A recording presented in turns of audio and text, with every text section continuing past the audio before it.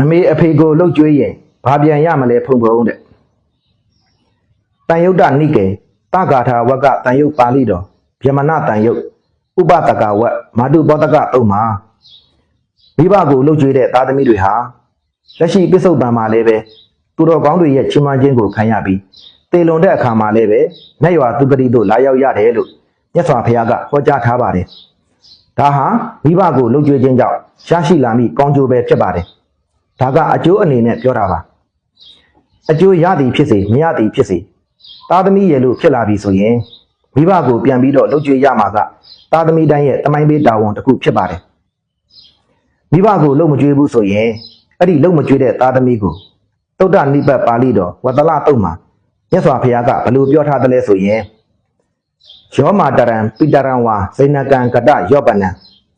ပဟုတန်တော်နဗရတိတန်စညာဝတ္တလောဣတိယောနရောအကျဉ်သူသည်ဇိနကံအိုမင်းထသောကတယောပနံပစ္စည်းမအရွယ်သို့ရောက်ထသောမာတရံဝါအမေကို၎င်းပိတရံဝါအဖေကို၎င်းပဟုစွမ်းနိုင်သည်တန်တော်ဖြစ်ပါလျက်နဗရတိမလုံကျွေးမပြုစုတန်ထိုသူကိုဝတ္တလောဣတိသူယုတ်မှဟူ၍ဇင်ညာတိယဤလို့ဟောကြားတော်မူထားပါတယ်ဆိုလိုတာကမိဘကိုလုံမကြွေးဘူးဆိုရင်အဲ့ဒီလုံမကြွေးတဲ့သားသမီးကိုသူယုတ်မှဟုမှတ်ရမယ်လို့ဆိုလိုခြင်းဖြစ်ပါတယ်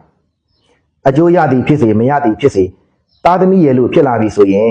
သူယုတ်မှမဖြစ်ဖို့အတွက်မိဘကိုလုံကြွေးရမှာဖြစ်ပါတယ်နော်